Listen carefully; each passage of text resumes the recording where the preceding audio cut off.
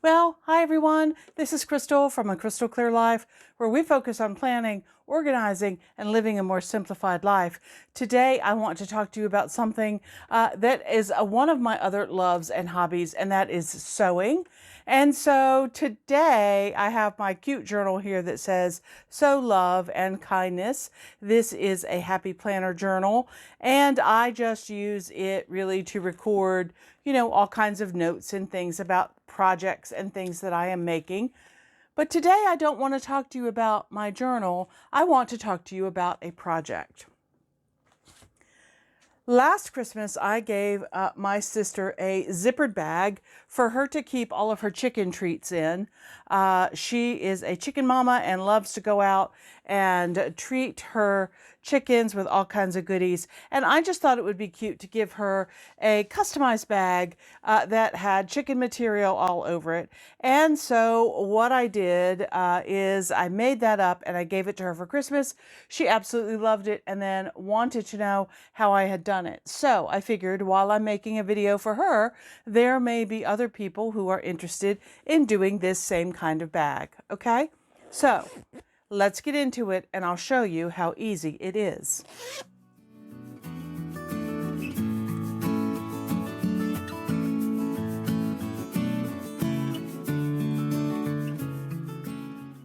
Well, as I said in the intro, today we're going to be looking at making a very simple decorative zippered bag that you can use for anything. This size would be a great size for, if you are a planner person and you need to keep all of your pens and rulers and that kind of thing in there, that would be great. If you are a sewer and you wanted to make a little hand quilting bag for you with like a needle book and some pens and your clips and thimbles and that kind of thing in there, that would be great as well. Maybe you have a student in your life that needs a bag for their pencils and things for school. The uses for little zippered pouches are endless. And today I want to show you a really quick and simple way that I took a store-bought canvas zippered bag like this one that I got from Hobby Lobby, and it cost 99 cents. Already had the zipper in it, and to be honest with you, if I were to buy a zipper and a pull, it would be more than 99 cents, okay? So I'm going to use this as my base, and we are going to build around that, okay? Now, I'm also working on this beautiful black bag here. Let me show you that one. This black bag also came from Hobby Lobby. I think it was $1.49, all right? And I am going to be putting this gorgeous firefly fabric on this particular bag that I'm working on. This fabric I bought at a quilt shop down in North Carolina, but the manufacturer is Sarah Watts, and Ruby Star Society is what is listed on the edge of the salvage, okay? I'm going to leave this down here for now because as a dark background, you're going to be able to see exactly what I'm doing on this little bag, all right? So I collect fat quarters, as you can tell. I love fat quarters. I think it is so interesting to go into a store and just see all the different varieties of fat quarters that they sell. I may not want a whole yard or two of the material, but I certainly can do something sweet with a fat quarter. So for those of you who may not know, a fat quarter is a quarter of a yard of fabric, but it's cut, instead of going the width of the fabric, it is cut wide. So it averages about 18 by 22 inches, okay? You can do a lot of things with a fat quarter. And if you're looking for a gift for a sewer or a quilter, a fat quarter bundle is a great thing. It's always a great gift because the fat quarters are already coordinated with each other. Even just for a stocking stuffer, to stick a fat quarter like this in my stocking at Christmas time would be a great thing. All right, but I digress. Let's move on. So I'm going to leave this dark fabric down here so that you can see what I'm doing. And basically from this big fat quarter, all I will need to do is I'm going to take my bag that I would like to cover, and I'm going to lay it down on top of the fabric. I am hoping that you guys can all see this okay. I do not normally film in my crafting studio, but there you go. I just decided as I was getting ready to make this morning, if I have to film it, I might as well go ahead and film it for you guys as well. Okay, so you see how I have my bag laying on top of the bottom edge is lined up with the fold of the fabric at the bottom, and then I have a little space over here. It's about as wide as my finger. If you're not a sewer, that is about 3/4 of an inch. And then over here again, where the fold is, from where my fat quarter was folded, again, about a finger's width or 3/4 of an inch. Okay. Then you see up here at the top, I have also left, again, about 3/4 of an inch. So what I am going to do is I am simply going to cut this, and it does not have to be perfect rotary cutter cut. I'm just going to cut this the right size that I need. Again, quick, simple. These make great gifts. And again, cut across the top. And the reason that this doesn't have to be a perfect cut is because all of this is going to be turned inside, and you are never going to see if it's a little jiggity joggity. Okay? All right, now let's get this out of our way. Again, let me hold this up in case you decide that you want to take a look for this particular fabric. Get the string off of there. Okay, and I just think it's gorgeous. It's got a little bit of metallic in it. It's so very pretty. All right, I'm going to lay that to the side. Now, I have a piece of fabric that's a little bit bigger than my bag all the way around, okay?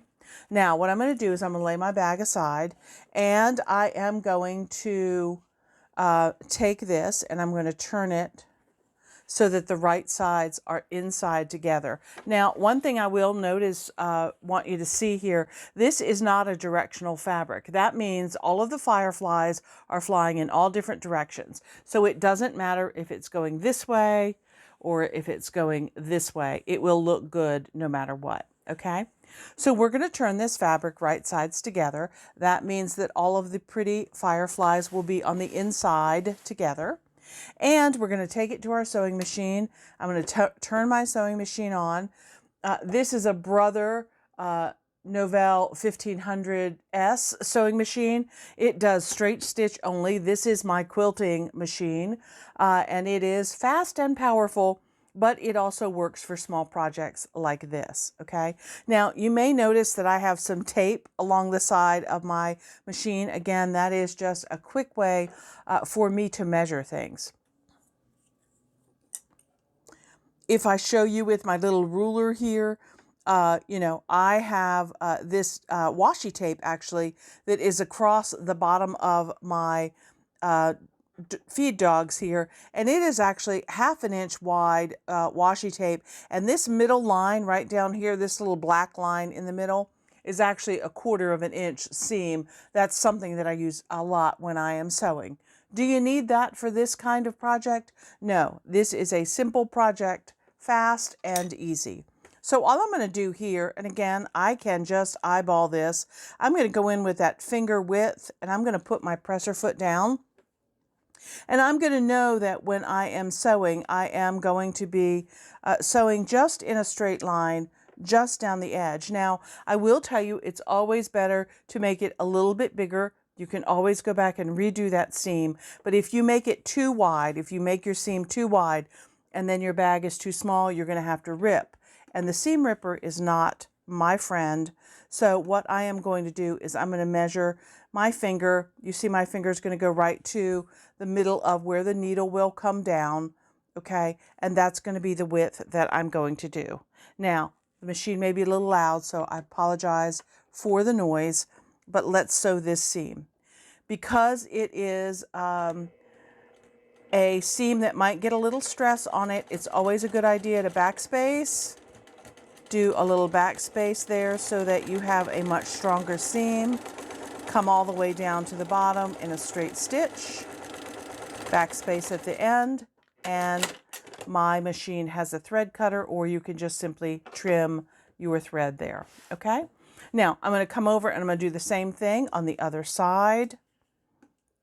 Again, about a 3/4 of an inch seam. If you want to test it, you could, at this point, take your bag and stick it in there and say, okay, how am I doing? You know, is this going to fit? So let's push this down in there, and then we can pull this across like so. And you can see here on the edge, we do have plenty of space to make that seam. Okay? All right, so let's do that. Let's do that second seam. Like I said, this is a quick and easy project. So again, I'm measuring just with my finger. I don't even need measuring tools. Just eyeballing things, okay? And back stitching and sewing that straight seam.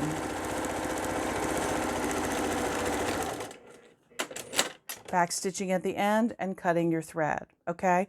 Now, oftentimes when you are sewing things and they have corners, it is always a good idea to come in and cut off that corner, being careful not to cut your seam.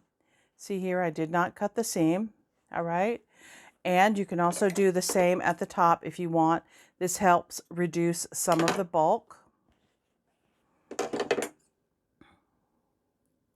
We'll do that on all 4 corners. Again, being careful not to cut that seam.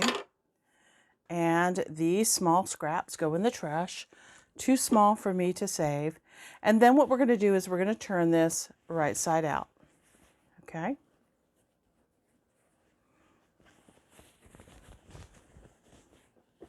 All right. Now, I should have turned on my iron earlier, but let's do that quickly now. Let it warm up a bit while I am talking to you about how this next part is going to work, okay? When you have something that has corners, you want to take something. This happens to be a bone file. You could use the end of a ruler. You could use a pen cap. Anything really to get down into that corner to help poke it out and get it as square as possible, okay? Let's try this bone folder. There we go. And let's do the other corner down here. There we go. And what we want to do is just give this a quick press. See if our iron is heated up yet. I have this wonderful wool mat over here. And I'm just going to lay this over here and give it a quick press. I'm trying to get those seams straight on the side.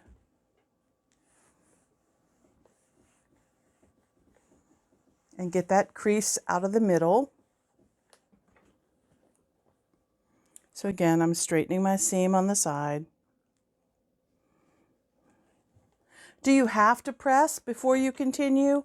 No, but I think because I am a quilter primarily now, I tend to press at every seam, and so it just has become habit for me. So there we go. It has a nice quick press and it looks pretty good to me, okay?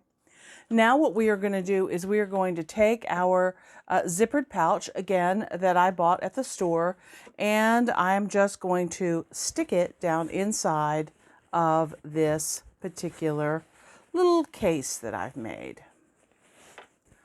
I think this firefly fabric goes so well with these black bags. They're really adorable. Also, if you are somebody who goes to craft fairs and sells items, you know, this would be a good thing to make and take to those craft fairs to sell. I think about dog walkers who need plastic bags and paper towels and leashes and treats and all of that kind of stuff. That would be a great gift for them as well. Okay? All right, now you see that the bag is a little bit bigger than the zipper. That's because we are going to fold this in. That's why we cut it just a little bit bigger. We're going to fold this in and line it up with the edge of the zipper. So all I am doing is taking that fabric, folding it in like so. And if you are someone who likes to pin or use clips, you certainly could do that at this point. Let me show you how I would do that. So I would get it folded the way that I want it, and I would come in here with a pin, and I would simply pin it in place like so, and go on across and put my next pin in, fold in the next little section, put my next pin in, and so on all the way around.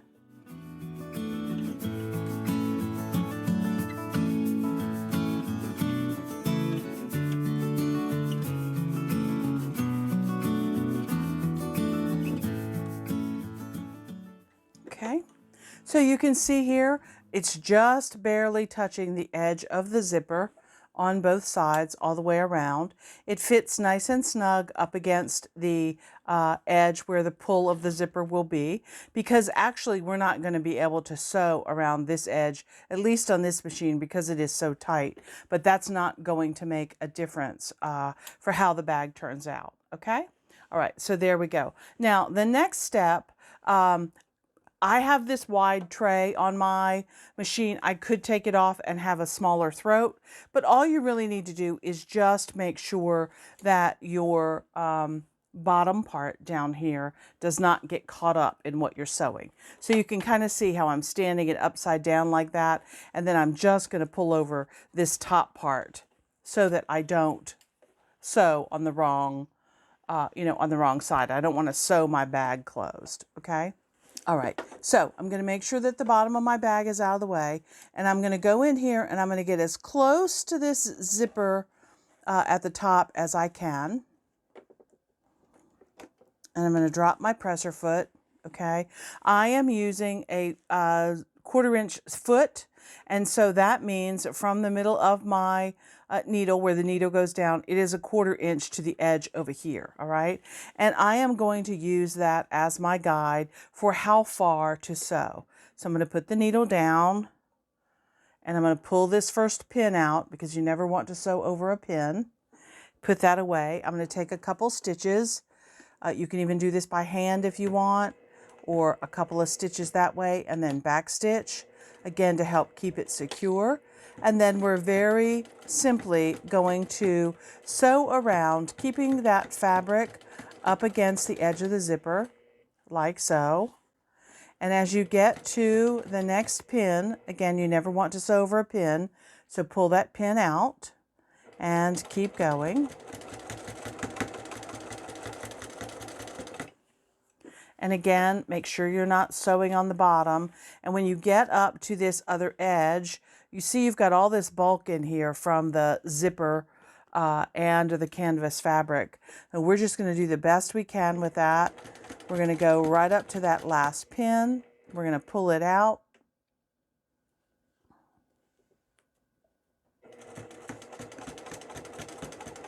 We're going to keep sewing all the way around. You may have to come down just a little bit here, let your machine slowly walk through this big bulk of a zipper. You can hear it kind of crunching away there. That's fine.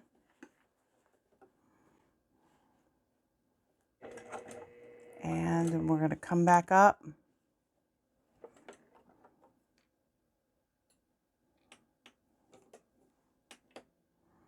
You're going to take an extra secure stitch in there, and let's take a look at how that first side looks.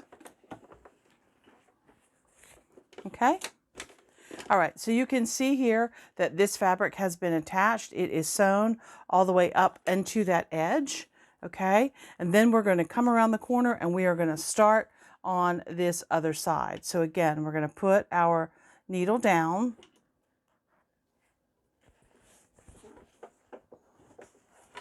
Make sure that bottom is out of the way. We're going to put our zipper under there.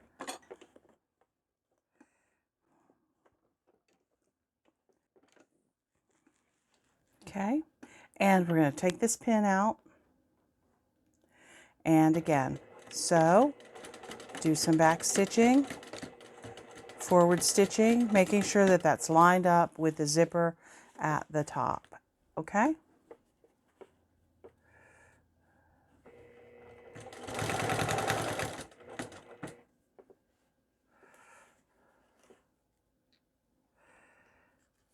Keep this nice and straight.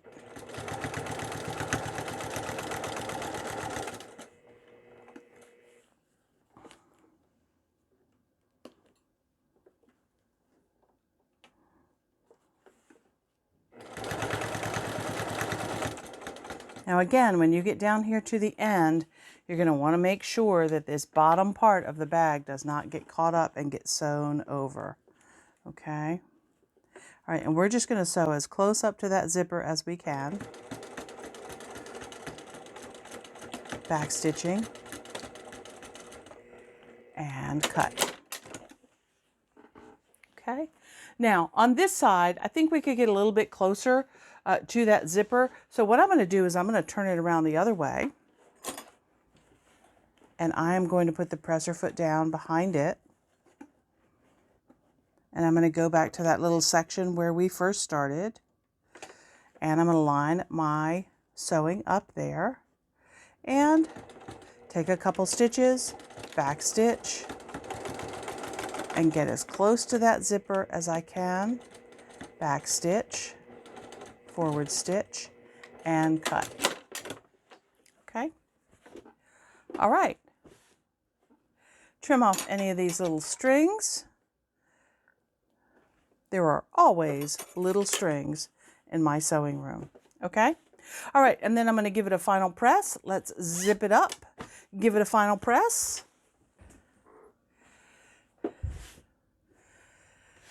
Again, little strings everywhere.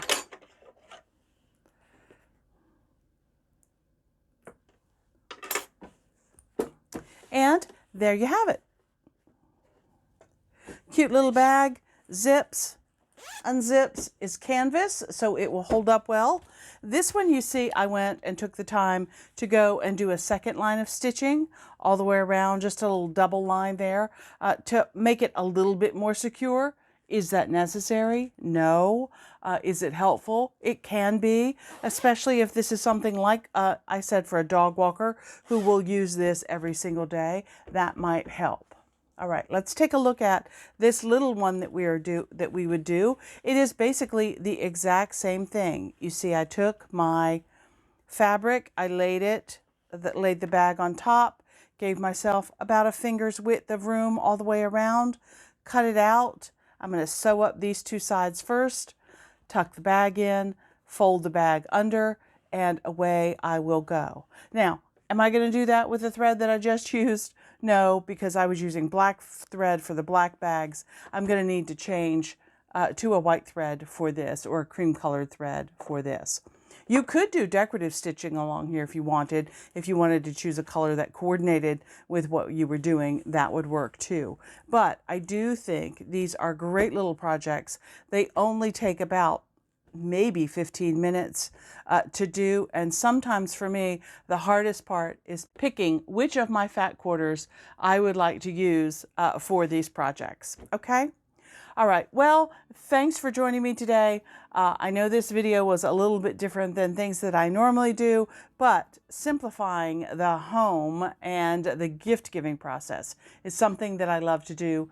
This is a hobby I have had since I was in high school, which was a very long time ago. And I do enjoy it so much. So thanks again for hanging out with me. There is no pattern that I can share with you for this. Simply, hopefully, by following the directions in the video, that will be enough for you to be able to do this on your own. And until next time, here's hoping that you can live a more simplified and organized life through better planning. Today, we're sewing. Until next time. Okay, bye.